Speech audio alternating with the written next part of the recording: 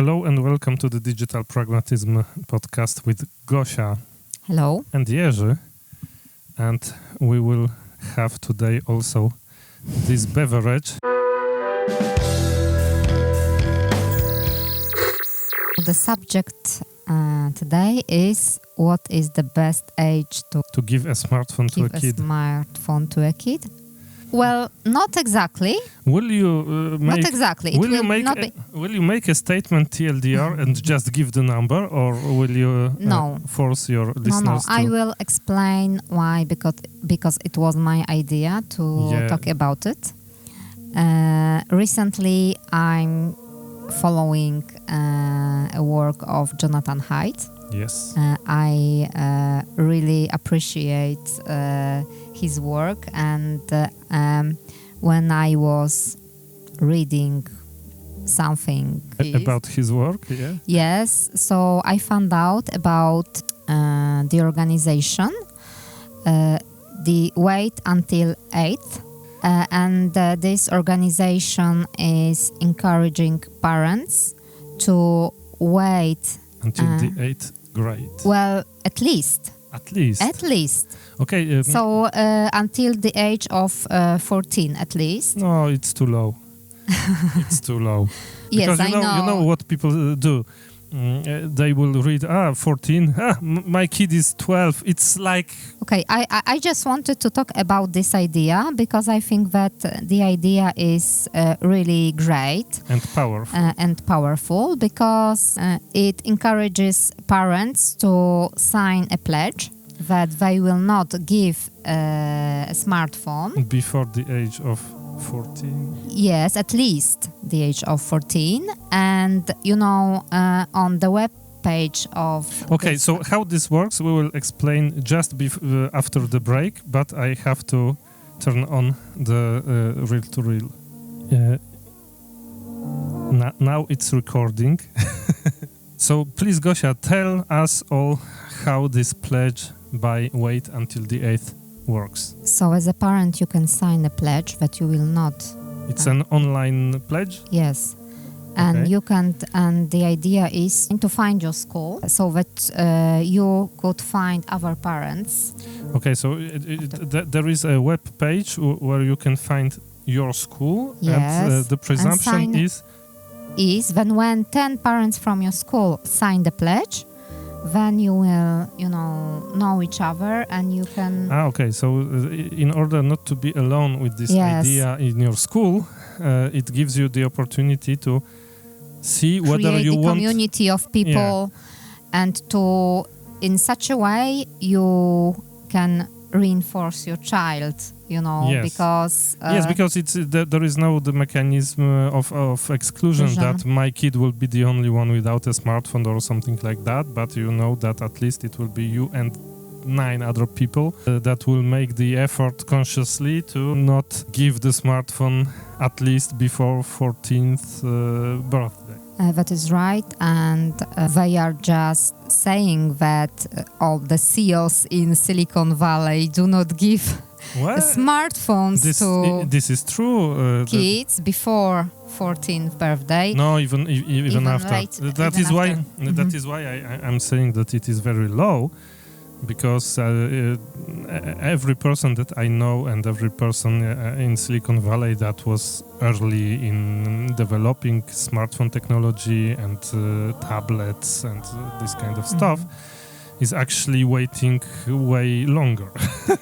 Yes, and it's especially important for girls. And Jonathan Haidt is saying that wait until the end of puberty, because... because while puberty is going on, there is a real need for the kid to fit in. There is a lot of checking with the peers. And if you are making this checking with the peers powered by very powerful algorithms that will give you content that is either enraging or putting you down or something like that, because those algorithms are actually not thinking about the well-being of your kid, but they are thinking about how much time this kid will spend using your app. it wreaks havoc on the mental health of such a kid during puberty. But I think that even John Haidt is a little bit soft on that, because I think that it's not only puberty. I think that those mechanisms that I described right now are even very difficult for grown-ups. I have a big problem. I had a big problem with that when I was using social media. I was comparing myself to other people my age, but from different parts of the world, and it was actually making my mental health worse. And so I think that puberty it's just an element, but I think that way safer and way more in line with your child's development is actually not to give the smartphone at all, or I don't know, maybe wait until 21 and not 14. What is your take on that, Gosia? So I really like the idea. But do you think that John Haidt is soft with the limit? Well, yes, I think that smartphones are stealing our lives. Okay, maybe John Haidt is right and I am wrong. What do you think are the upsides? What benefits your kid could have from using a smartphone from the age of 14 or 15 and not waiting until she or he is 21, or even not saying that it's just bad tech, you don't have to use it? What benefits are there? I don't know. Do you see any? No. If you think that, my kid will not have the opportunity to become an Instagrammer, is it a viable concern? Not for me. Maybe, when you are traveling, you can have some apps that are facilitating your travel. Okay, but you can have those apps on a device that is not a smartphone. You can have those apps on something that is not addictive. Maybe if you're talking about maps, for example, you can have a map of the world on your iPad or on an e-ink tablet that will be absolutely not usable for any social media. I'm talking about the e-ink tablet, of course, but will be very good at mapping, and even better than a smartphone, actually, because an e-ink tablet will last 20 days on battery. Hello, I'm Helena. When do you think, Helena, a kid should receive a smartphone? Co to znaczy? When she is an apple. She wanted to say when the kid will be an adult. Dobranoc, ludzie!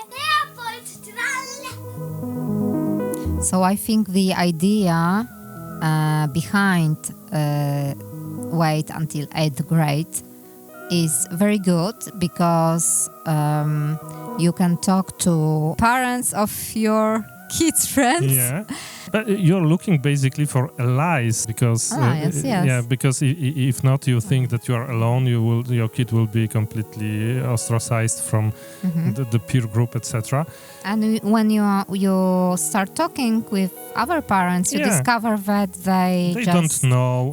They have not thought about it, or they think that there's no dumb phones right now in the market, and so you are forced to give a smartphone to a kid, even if they are on the verge, and sometimes they feel that it's not right.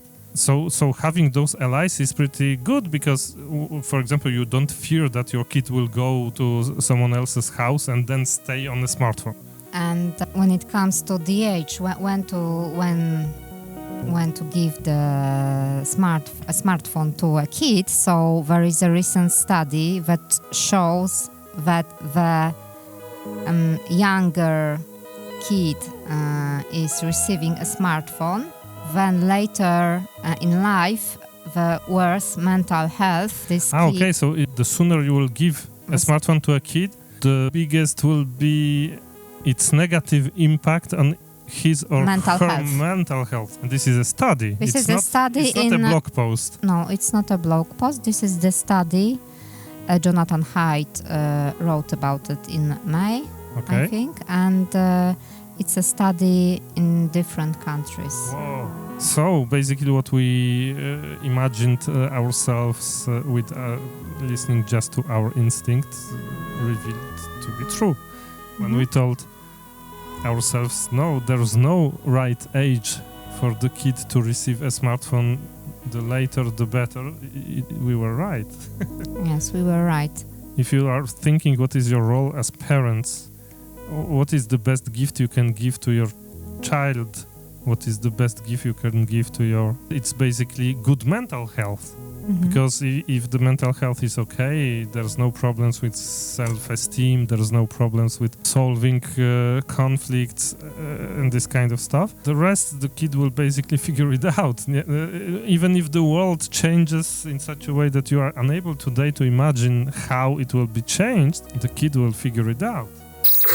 Okay, so basically John Haidt is saying wait until 14.